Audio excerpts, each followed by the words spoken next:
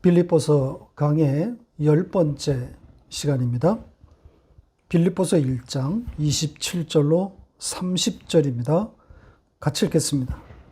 오직 너희는 그리스도의 복음에 합당하게 생활하라. 이는 내가 너희에게 가보나 떠나 있으나 너희가 한 마음으로 서서 한 뜻으로 복음의 신앙을 위하여 협력하는 것과 무슨 일에든지 대적하는 자들 때문에 두려워하지 아니하는 이 일을 듣고자 함이라.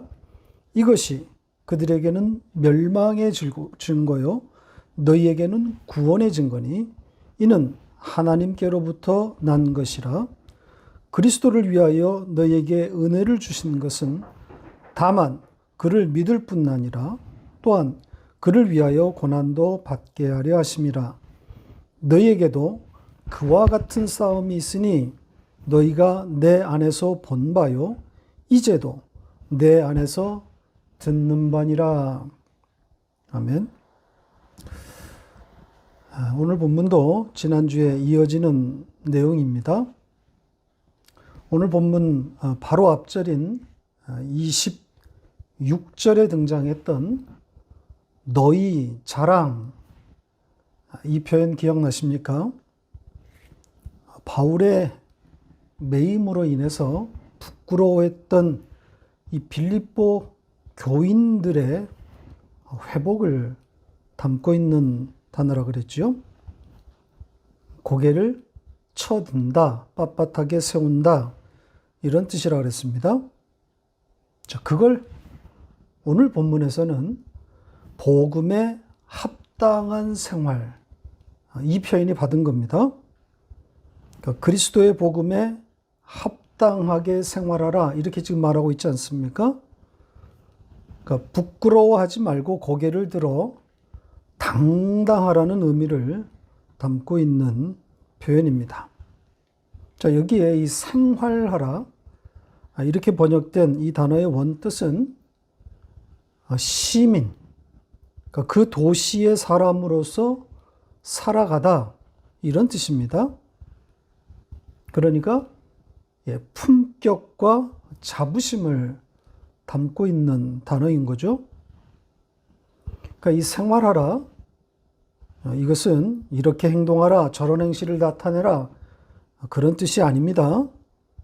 이 복음에 합당하게 생활하라 하니까 이웃사랑의 실천과 같은 어떤 이런 행위로 오해하기 쉬운데 그런 말이 아닙니다. 그러니까 그리스도의 복음을 가진 자, 즉 신이 된 자로서의 품격을 말하고 있는 겁니다. 하늘의 비밀을 안 자는 품격이 있단 말이죠. 비밀을 안 자잖아요. 자, 골로새서 1장 26절로 27절을 보겠습니다. 같이 읽겠습니다. 이 비밀은 만세와 만대로부터 감추었던 것인데 이제는 그의 성도들에게 나타났고 하나님이 그들로 하여금 이 비밀의 영광이 이방인 가운데 얼마나 풍성한지를 알게 하려 하심이라. 이 비밀은 너희 안에 계신 그리스도니 곧 영광의 소망이니라. 보시는 것처럼 여러분이 알게 된 비밀은 바로 영광의 소망이신 그리스도 예수입니다. 특히 소망이라는 말은 우리가 바란다, 우리가 고개를 들어 쳐다본다는 그런 뜻인데 바로 그 소망이 예수 그리스도라고 말하고 있습니다.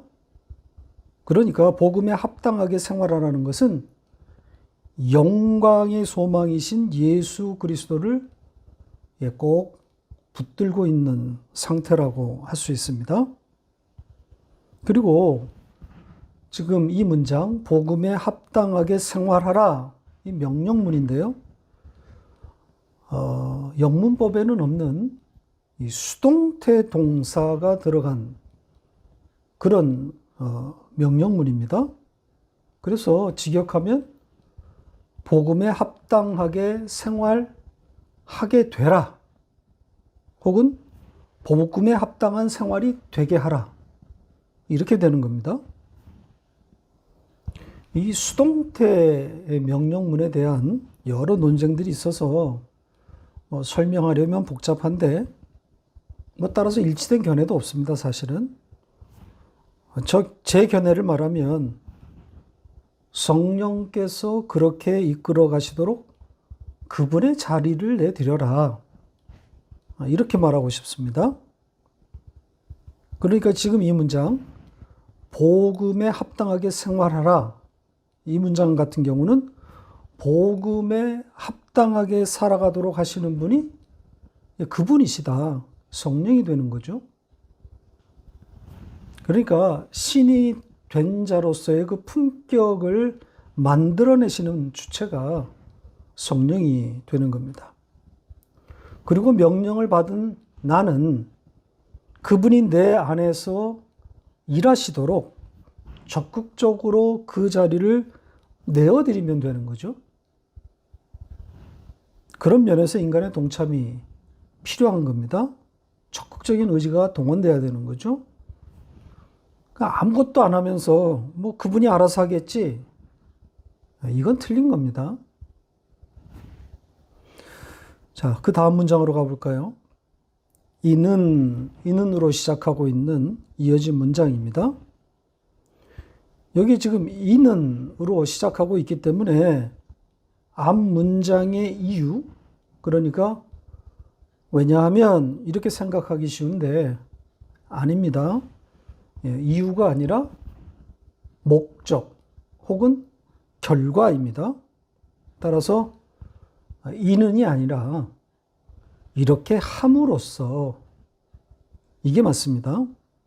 그러니까 그리스도의 복음에 합당하게 생활하면 그런 당당함이 있게 되면 그렇게 회복이 되면 이제 다음과 같은 일들이 일어나게 될 것이다.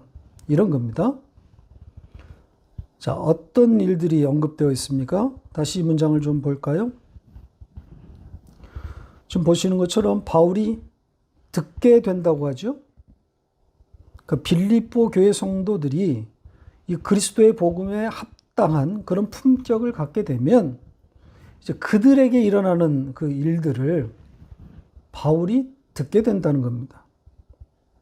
그러면서 이제 바울이 듣게 될 세 가지 내용이 언급되어 있습니다. 세 가지 그 사실을 듣게 될 것이라고 하는데, 자, 그 세 가지를 조금 더 들여다보겠습니다. 첫째는 그들이 한 마음으로 서는 것이고, 둘째는 복음의 신앙을 위하여 협력하는 것이고, 그리고 세 번째는 대적들을 두려워하지 않는 것입니다. 그러니까 복음에 합당한 자로 서게 되면, 그렇게 회복되게 되면 이와 같은 일들이 일어난다는 거죠. 자, 차례차례 좀 보겠습니다. 첫 번째는 한 마음으로 서다, 이렇게 되어 있습니다. 요거는 하나의 영 안에 서 있다, 이런 뜻입니다. 그러니까 성령 안에서 회복된 상태를 담고 있다고 보면 됩니다. 두 번째는 한 뜻으로 복음의 신앙을 위해 협력하는 것, 이렇게 말하고 있죠. 여기 한 뜻, 이것은 한 호흡 혹은 한 마음, 하나의 마음, 이런 말입니다. 그러니까 앞에 나와 있는 하나의 영혼, 한 영, 이것과 같은 의미라고 보시면 됩니다. 그러니까 같은 영으로 혹은 성령 안에서 이런 의미가 되는 거죠. 그리고 여기 지금 복음의 신앙, 복음의 신앙을 위하여 이렇게 되어 있지 않습니까? 이 말은 완성된 말의 그 믿음, 이런 뜻입니다. 그러니까 완성된 말의 믿음. 자, 그러니까 이 완성된 말, 이게 이제 우리는 복음이라고 지금 번역이 됐죠? 완성된 말이 뭡니까? 말씀, 로고스란 말이죠. 말씀이신 하나님의 아들 그리스도 예수란 말이죠. 그러니까 그 말에, 그 완성된 말의 그 믿음입니까? 무슨 뜻이에요? 그 아들의 믿음. 예수 그리스도의 믿음입니다. 그러면 그 믿음, 그 아들의 믿음을 위해서 서로 협력한다는 것인데, 지금 이 협력, 이것은 지금 얌전하게 번역됐지만 이게 싸우다라는 뜻이거든요. 경쟁하다, 겨루다. 그러니까 그 아들의 믿음을 위하여 함께 싸운다. 이런 뜻이 되는 거란 말이죠. 그러면 그 믿음을 지키기 위해서 함께 싸운다. 이렇게 되는 거죠. 그런데 문제는 여기에 믿음이 나의 믿음이 아니라 그분의 믿음이란 말입니다.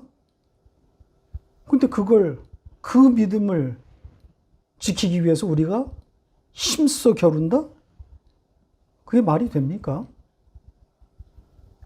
그래서 여기에 이 그 믿음을 위하여 라고 번역된 이 부분 좀 볼 필요가 있습니다. 지금 여기에 이 믿음은 역격입니다. 역격은 그 믿음에게로, 그 믿음에게 이런 뜻 아닙니까? 따라서 그 믿음을 위하여 함께 싸운다. 이게 아니라 그 믿음에게로, 그 믿음을 향하여 함께 싸운다. 이게 맞는 겁니다. 그리고 세 번째 내용은 어떤 일이든 대적하는 자들 때문에 두려워하지 않는다. 이겁니다. 지금 여기 대적한다. 이 말은 반대로 누웠다. 여기서 온 말입니다. 따라서 빌립보 교회 밖에 대적이라기보다는 내부의 적을 표현한 것으로 보입니다. 내부의 적에 대해서 어떤 일이든지 두려워하지 않는다. 이렇게 말한 거라면 그 교회 내부에 있는 적들의 힘이 얼마나 막강했는지 두려워할 만큼 그들의 힘이 막강했다는 것을 짐작할 수 있는 거죠. 자, 이상이 이 빌립보 교회의 성도들이 그리스도의 복음에 합당한 생활, 즉 복음에 합당한 자로 당당하게 회복되면 바울이 듣게 될 내용입니다. 그래서 빌립보 교회 성도들이 한 영 안에서 서게 되고 또 그 영 안에서 그 같은 아들의 믿음을 향해 함께 싸우고 또 어떤 일에든지 대적하는 자들로 인해 두려워하지 않는다. 자, 이런 내용입니다. 자, 28절 두 번째 문장으로 가보겠습니다. 자, 이 문장의 해석의 관건은 이것입니다. 다시 보세요. 자, 여기에 이것이 무엇일까요? 그들, 즉 대적자 되는 거죠. 대적자들에게는 멸망의 증거이고 빌립보 교회 성도들에게는 구원의 증거가 되는 하나님으로부터 나온 이것 무엇일까요? 자, 앞에 나왔던 내용 중에서 이것이 될 만한 그런 표현 어떤 것일까요? 자, 그것을 이제 찾으러 갈 텐데 가기 전에 먼저 좀 정돈되어야 할 표현이 있습니다. 자, 이는 하나님께로부터 난 것이다. 이 문장입니다. 하나님께로부터 났다. 제가 직역한 것과 한번 비교해 보시기 바랍니다. 보시는 것처럼 하나님으로부터 나왔다. 이게 아니라 신이 된 하나님의 백성에게서 나오는 이것. 신이 된 자의 이것입니다. 자, 이렇게 놓고 보면 해석의 실마리가 보이는 거죠. 신이 된 성도. 그 신된 자의 권위 혹은 품격과 관련된 바로 그것 아니겠습니까? 그러니까 대적에게는 멸망의 증거가 되고 빌립보 성도들에게는 구원의 증거이면서 또 신된 그들과 관련된, 그러니까 신이 된 그들과 관련되어 있는 것, 그것이 바로 이것을 받고 있는 거예요. 그럼 어떤 게 앞에 나왔던 표현 중에 어떤 게 있을까요? 예, 너희의 자랑, 너희 자랑. 26절에 등장했던 표현입니다. 이 자랑으로 번역된 단어의 뜻이 뭐라고 그랬습니까? 예, 고개를 쳐들다, 고개를 빳빳이 세우다. 그러니까 그 너희의 자랑, 그 회복, 그것이 오늘 본문에서는 복음에 합당한 생활로 번역된 거죠. 시민으로서의 당당함, 품격, 이런 의미라고 그랬죠. 그러니까 하나님 나라의 시민으로서의 당당함, 이것이 바로 구원받은 하나님의 백성의 증거가 되는 것이고, 멸망받는 자들에게는 그들의 멸망의 증거가 되는 것입니다. 그러니까 바로 이것이 신된 자들에게 주어지는 품격, 당당함이 되는 거란 말이죠. 자, 그 당당함에 대해서 사도 요한은 이렇게 표현했습니다. 요한일서 5장 4절 5절 같이 읽겠습니다. 무릇 하나님으로부터 난 자마다 세상을 이기느니라. 세상을 이기는 승리는 이것이니 우리의 믿음이니라. 예수께서 하나님의 아들이심을 믿는 자가 아니면 세상을 이기는 자가 누구냐? 자, 이 당당함이 회복되어야 합니다. 여러분이 각각 처해 있는 그 매임이 해석이 돼야, 그리스도 안에서 해석이 될 때 이 회복이 있게 되는 거죠.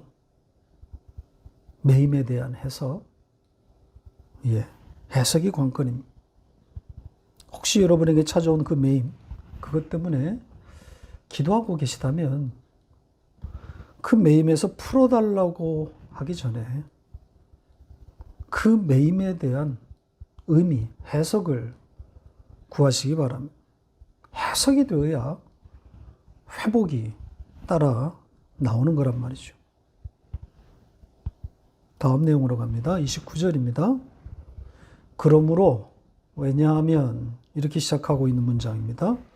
우리 성경에는 반영되지 않았죠. 자, 앞의 내용이 뭐였습니까? 이것에 대한 내용이었잖아요. 대적자들에게는 멸망의 증거이고, 또 빌립보 성도들에게는 구원의 증거이고, 또 신됨으로부터 나오는 이것, 하늘적 당당함이라고 했습니다. 너희 자랑. 그러니까 성령의 설득에 의해서 매임에 대한 해석이 되니까 찾아오게 된 그 당당함, 자랑이란 말이죠. 그러니까 하늘이 된, 신된 자에게서만 나오는 하늘의 품격입니다. 그러니까 이 품격, 이 당당함을 가졌기 때문에, 이 당당함이 있으니까 바로 29절과 30절이 이어서 등장한 겁니다. 이런 당당함이 있기 때문에, 이것이 있으니까, 그래서 29절 30절 이 말씀이 등장하고 있는 겁니다. 29절과 30절은 이렇게 앞의 내용과 연결되어 있습니다. 자, 그런데 말입니다. 이 마지막 내용이 반전입니다. 지금 이 품격, 신된 자의 품격, 당당함을 지금 이야기했고, 자, 그것을 가졌으니까, 그러면 그 다음 내용은 뭐가 나와야 맞겠습니까? 회복이 됐으니까, 그러면 보다 희망차고, 보다 용기를 북돋는 그런 내용이 등장해야 맞지 않겠습니까? 자, 그런데 이어진 내용은 고난에 대한 내용입니다. 한마디로 고난을 받으라입니다. 고난에 대한 이야기로 1장이 마무리되고 있어요. 자, 어찌 보면 맥 빠지는 내용입니다. 승리의 이야기로 맞춰도 모자랄 판에 웬 고난이란 말입니까?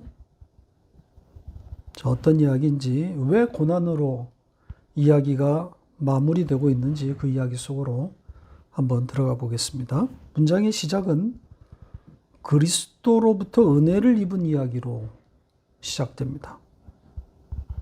자, 은혜를 입었다. 은혜를 입었다는 것은 앞의 내용을 그대로 받고 있는 거죠. 당당함, 품격의 회복을 말하는 거란 말이죠. 은혜로 이루어진 거 아닙니까?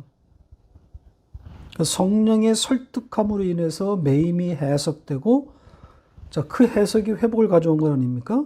은혜인 거죠. 성취, 도달이 아닌 주심, 일방적으로 받은 거란 말입니다.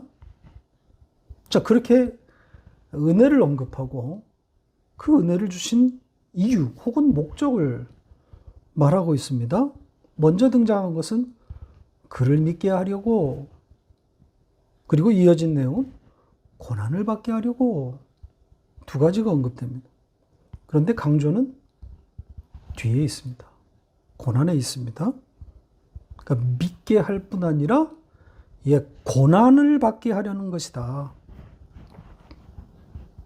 참으로 당혹스러운 내용입니다. 자, 이 고난으로 번역된 단어부터 좀 보죠. 이 단어를 찾아보면 그 어원이 슬픔, 애도, 눈물 이런 것에서 왔습니다. 그러니까 좋은 일이 아니라는 거죠. 아픔이고 슬픔입니다. 그리고 그 아픔과 슬픔은 그리스도와 연결되어 있습니다. 그리스도로 인한 그분에게 연결된 그런 고통이라는 거죠. 우리 성경은 그리스도를 위한 고난 이렇게 좀 의역을 했는데, 원문은 그리스도의 위 혹은 위쪽을 향하여 이렇게 되어 있습니다. 그러니까 그리스도와 연결된 혹은 그리스도로 인한 아픔이라는 의미입니다. 그러니까 그리스도 때문에 아픔이 있다는 그런 뜻이에요. 자, 품격의 회복, 당당함의 회복, 그 뒤에 이 고난이 지금 언급되고 있다는 것, 우리가 귀를 기울여야 할 필요가 있습니다. 고난이 찾아오면 품격이 회복된 그런 자에게 고난이 찾아왔더라도 고난이 곧 사라지고, 또 좋은 그런 세상이 올 것, 그런 아름다운 그런 미래가 펼쳐질 것, 이게 보통 우리가 갖고 있는, 시중에 퍼져 있는 그런 사고 아닙니까? 그런데 성경은 오히려 그 반대 이야기를 지금 하고 있습니다. 은혜를 입었다면 고난을 받으라는 식이란 말이죠. 자, 왜 이렇게 말씀하시는 거죠? 회복이 되었으면, 영적으로 회복이 되었으면 육신적으로도 세상적으로도 다 풀려야 될 것 같은데, 이게 지금 우리가 갖고 있는 일반적인 생각인데, 근데 왜 고난을 말하고 있냐 하는 거죠. 자, 우리는 여기서 성도의 세상살이에 대해서 좀 정리할 필요가 있습니다. 특히 고난에 대한 바른 이해가 필요합니다. 성도는 왜 이 세상에서 고난을 받는가? 이 질문에 대한 답을 갖고 있어야 합니다. 이 주제는 기독교 세계관과 밀접하게 연결되어 있습니다. 시중에 퍼져 있는 기독교 세계관은 승리, 영광의 세계관입니다. 그러니까 기독교가 융성하게 된다고 하는 전제를 갖고 있습니다. 기독교는 승리한다. 이 세상에서 결국은 기독교가 이기게 되어 있다. 이런 영광의 세계관이란 말이죠.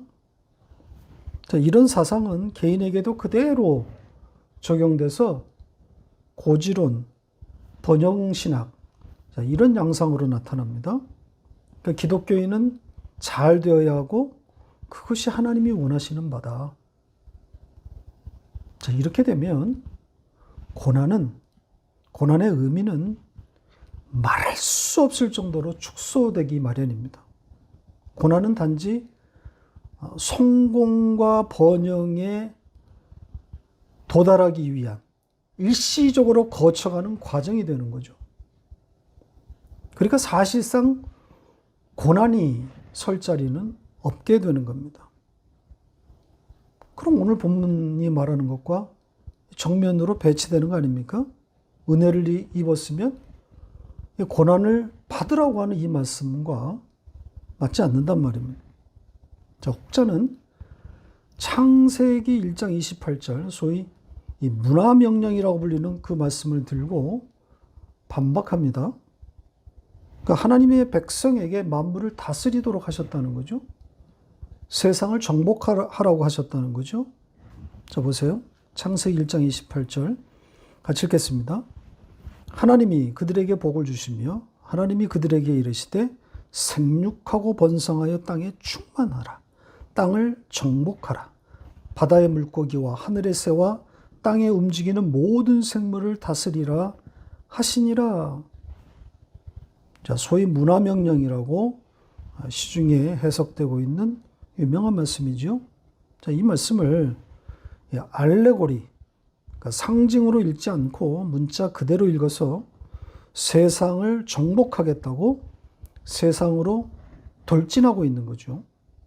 하나님의 백성은 이 세상을 다스리고 정복하게 되어 있다는 그런 전제를 깔고 있습니다. 정말 그렇습니까? 그런 거라면 왜 아직도 이 말씀이 이루어지지 않고 있는 거죠? 언제 이런 세상이 오는 겁니까?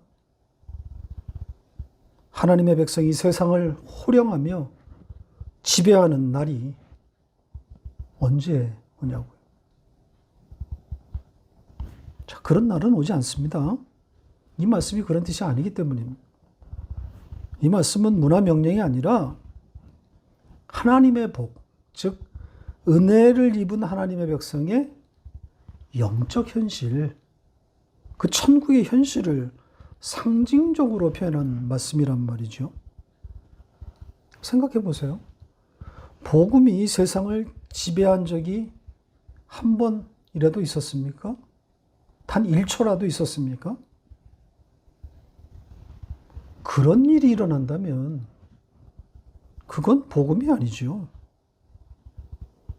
세상이 복음을 기쁘게 받아들이고 환영한다는 것인데 그런 일은 있을 수가 없어요. 그런 일이 일어나면 성경은 새빨간 거짓말이 되는 거란 말이죠. 자, 주님께서 요한복음 15장에 뭐라고 말씀하셨습니까? 15장 19절 같이 읽겠습니다. 너희가 세상에 속하였으면 세상이 자기의 것을 사랑할 것이나 너희는 세상에 속한 자가 아니요 도리어 내가 너희를 세상에서 택하였기 때문에 세상이 너희를 미워하느니라. 세상은 하나님의 백성을 미워합니다. 왜냐하면 그들이 자기들의 세상에 속하지 않았기 때문입니다. 세상이 복음을 환영하는 일은 일어나지 않아요. 일어날 수가 없습니다. 그렇게 되면 그건 세상이 아니죠. 세상은 하나님의 백성을 미워하고 핍박하고 죽이라고 존재하고 있는 거예요. 자, 그렇기 때문에 복음은 이 땅에서 번영이나 융성할 수 없는 겁니다.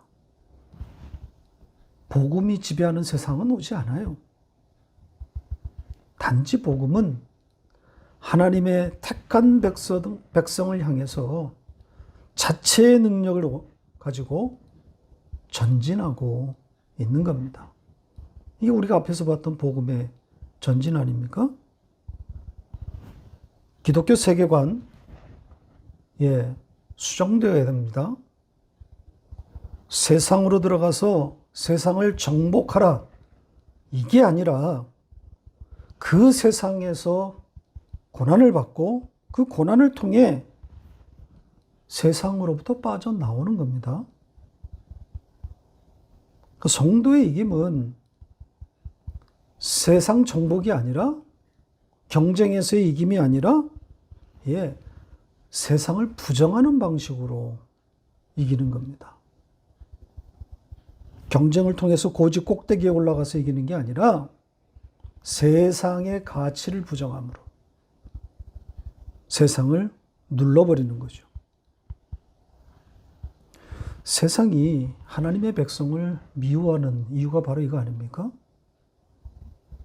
이들은 하나님만이 유일의 가치라고 주장하고 그렇게 고백하고 있기 때문입니다. 하나님 외에는 어떤 것에도 가치가 없다고 고백하는, 말하는 사람들이기 때문에 세상이 환영할 수가 없어요. 미운 겁니다. 따라서 성도에게 있어서 고난은 운명 같은 겁니다. 평생 따라다니는 주제란 말이죠. 노아가 매일 산에 올라가 방주를 짓는 그 그림을 한번 그려보세요. 이게 신앙생활입니다. 비를 내려서 세상을 싹 쓸어버리겠다는 그 하나님의 말씀에 설득되었기 때문에, 그 믿음이 찾아왔기 때문에 노아는 세상이 볼 때 미친 짓을 하고 있는 거예요. 노아만 그런 겁니까? 아니죠. 우리 모두의 운명이란 말입니다.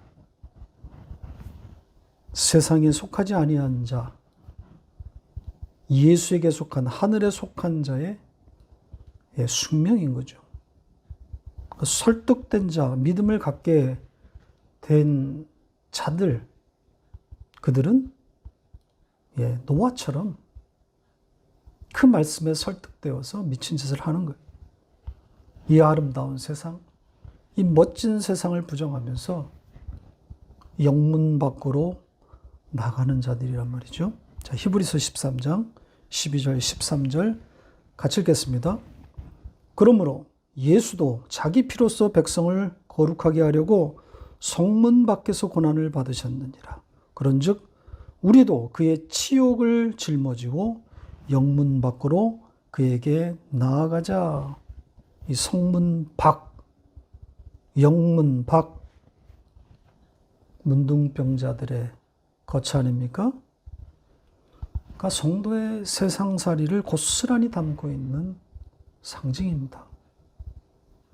바로 그 자리, 그 성문 밖, 거기가 우리가 있어야 할 자리입니다.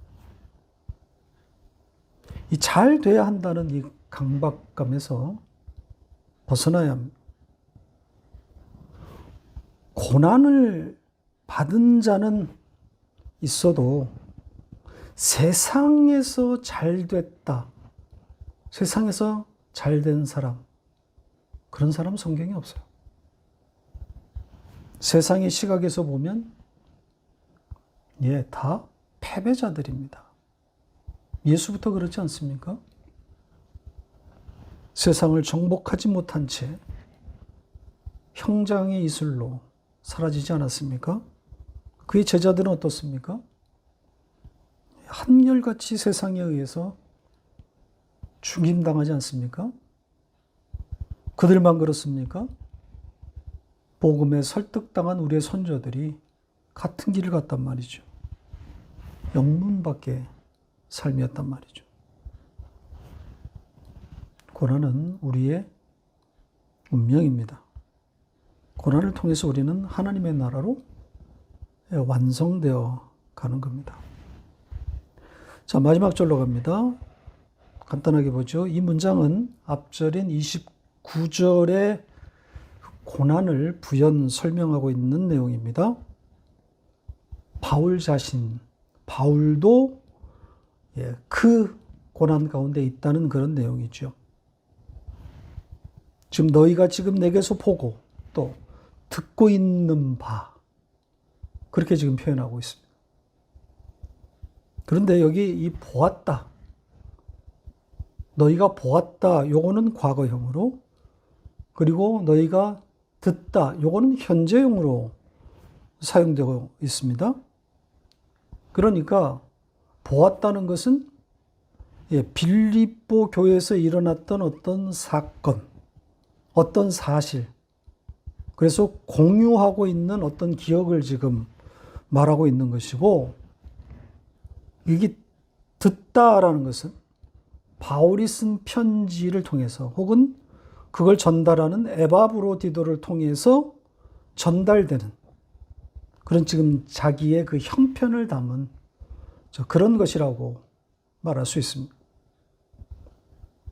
자, 그러니까 그때도 고난, 지금 현재도 현재 진행되고 있는 고난, 고난에서 벗어나지 못하고 있다는 그런 이야기를 하고 있는 거예요. 그래서 운명인 거죠. 그러면서 나의 고난을 보았고 나의 고난을 듣고 있는 너희들도 나와 동일하다, 이런 이야기를 하고 있는 겁니다. 여기에 그러면서 싸움이라는 그런 표현이 등장하죠. 동일한 싸움이 있다. 여기 싸움이라고 하는 이 말은 경기를 보기 위해서 모여드는 행위, 이런 뜻에서 왔습니다.